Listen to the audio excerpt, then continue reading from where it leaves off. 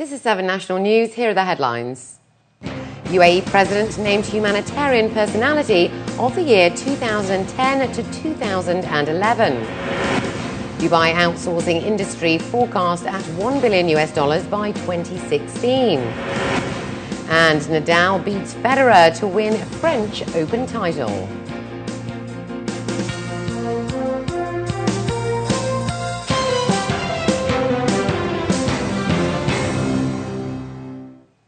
And in our top story, President His Highness Sheikh Khalifa bin Zayed Al Nahyan has been named winner of the Sheikh Rashid Humanitarian Personality Award for 2010 to 2011. At an event held at the Rashid Pediatric Therapy Centre, dignitaries, VIPs and other senior government and private sector officials showed their support of his nomination and expressed their gratitude to the ruler's enduring service to the UAE and to the world. President His Highness Sheikh Khalifa bin Zayed Al Nahyan was named the Humanitarian Personality of the Year for the Sheikh Rashid Award. His Highness Sheikh Juma bin Maktoum bin Juma Al Maktoum, acting chairman of the Rashid Center, together with His Highness Mohammed bin Khalifa bin Sultan Al Nahyan, led VIPs, dignitaries, and other senior officials in congratulating the ruler whose generosity and philanthropic efforts went beyond the borders of the Arab world. Representatives from countries in the Middle East and GCC region, as well as Asia, expressed their appreciation once again for the significant contributions of His Highness to their respective countries and highlighted how it helped improve lives. It is not new to us to have another member of our community, our father, to be nominated for a prize like this. I would say the prize itself should be proud to have our leader as a member and an honorary of a recipient of this prize. So this is not the first time we see it. It's in the blood of Emirati people, and we're all proud of it. We cannot find anybody around us, okay, that is better, can think of being better than Sheikh Khalifa. Sheikh Khalifa always been known for giving and forgiving, you know, and that standing of Islamic rules, okay, always you can find around Sheikh Khalifa. Children with special needs from the Rashid Pediatric Therapy Center also joined in the celebration. The award body received 80% of nominations in favor of the UAE's president from a group of Arab, Islamic and international humanitarian and charitable organizations, as well as cities which saw him as an international role model worthy of respect and recognition for his charity and compassion towards humanity without discrimination on color, race, nationality and religion. It has inspired many to follow the admired ruler's example and footsteps, even in their own small way. It teaches me that you should give to people, be nice to people, help people as much as you can. I'm very proud and I'm very honored that His Highness Sheikh Khalifa bin Zayed Al Nahyan, our president, was chosen to be the humanitarian, got the humanitarian award, and I was really honored to do the video of the announcement at the press conference of the award. And it's just like a great feeling. It's very inspiring. He's a really kind and great president and a great person. And I wish all the best. In a fitting conclusion to the event, a palm tree has been planted in front of the Rashid Pediatric Therapy Center, which will now be known as the Khalifa bin Zayed Palm Tree. This will serve as a witness and symbol of the UAE ruler's unlimited generosity, as well as deep and sincere love of all humanity. Khadija Sali, 7National News. The University of Dubai celebrated the graduation of its 9th batch of students yesterday under the patronage of His Highness Sheikh Majid bin Mohammed bin Rashid Al Maktoum, chairman of the Dubai Culture and Arts Authority. Now in its 9th year, 197 graduates, 58% of whom were Emiratis from the College of Business Administration and the College of Information Technology, proudly performed their march yesterday during their graduation.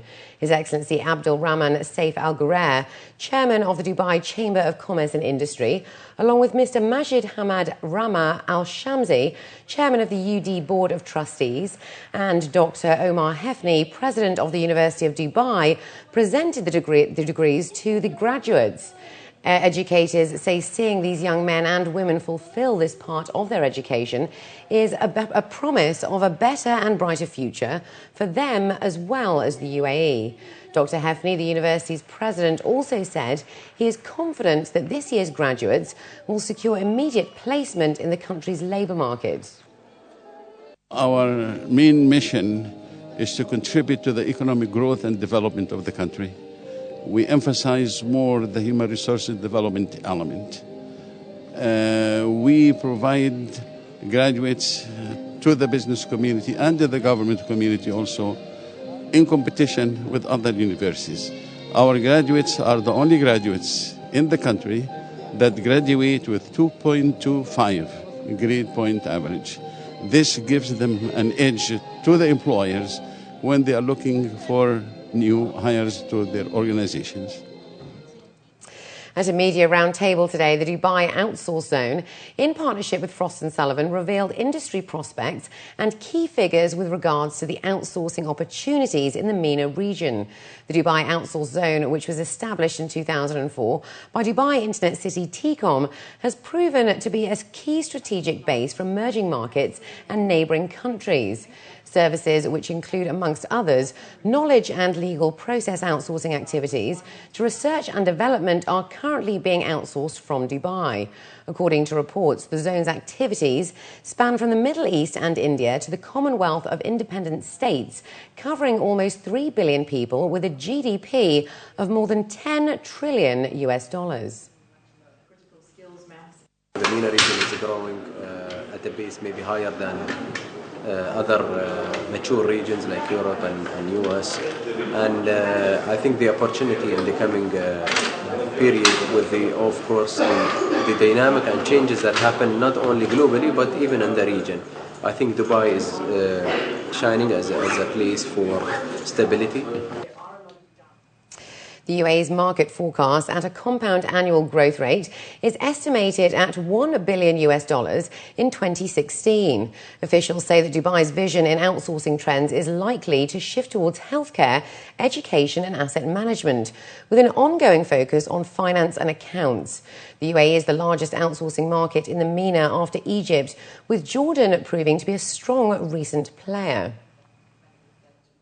Dubai Outsourcing Zone is in one of the probably more unique situations, and that it's in fact as part of Tecom Investments, which, as you know, has Dubai Healthcare City, it has Dubai Academic City, Knowledge Village, and all of these industries feed into the outsourcing zone.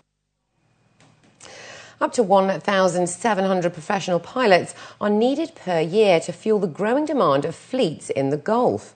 Officials say there are not enough at present to fuel this growth, as Gulf aviation colleges train less than 1,000 new pilots per year, according to the Saudi Aviation Flight Academy. Experts have warned that if this training number does not rise significantly, there could be serious consequences in 20 years' time. Officials at the Emirates Flying School in Dubai say the number of pilot applicants have fallen in recent years, of which 95% are expats who often travel home after qualifying. Emirates is looking to hire more than 700 pilots over the next 2 years and has more than 190 aircrafts on order. Airlines worldwide will need around 50,000 pilots a year from 2010 to 2030 to keep up with demand. The UAE insurance market is predicted to continue its double-digit growth until 2012. But there is still a lack of awareness among the community on the importance of insurance.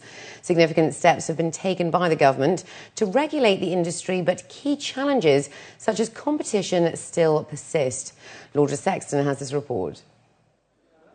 The UAE's insurance market has emerged as one of the world's fastest growing insurance industries. According to a recent report by RNCOS on UAE insurance market forecast to 2012, the industry witnessed a compound annual growth rate of around 21% between 2006 and 2010, with double-digit growth predicted over the next few years. But the UAE market still has a long way to go. UAE is one of the largest penetration ratio in the GCC countries, where the amount spent on insurance is hardly touching 270, 280 US dollar per capita. While it is in America, a country like America, it is 4,500, 4,700. In Europe, I believe it's more than 4,000 as well. The importance of insurance there, it has been a vital issue in the people's life. The UAE government has taken significant steps in regulating the insurance sector with initiatives such as mandatory health insurance and regulation of insurance licenses. However, insurance companies are still facing the effects of the economic crisis on the industry and maintain that consolidation of competition is critical. With the number of companies competing in this business, I think it is making that pressing the margins further down, which makes the whole process is losing for the insurance company. There are a lot of rates that we're seeing in the market on the medical in the medical insurance that simply just don't make any sense. Okay, are companies actually underwriting less than the net rate? That, you know, because every insurance company must have a reinsurer. Creating awareness of insurance in developing markets is a challenging task, and the UAE is no exception.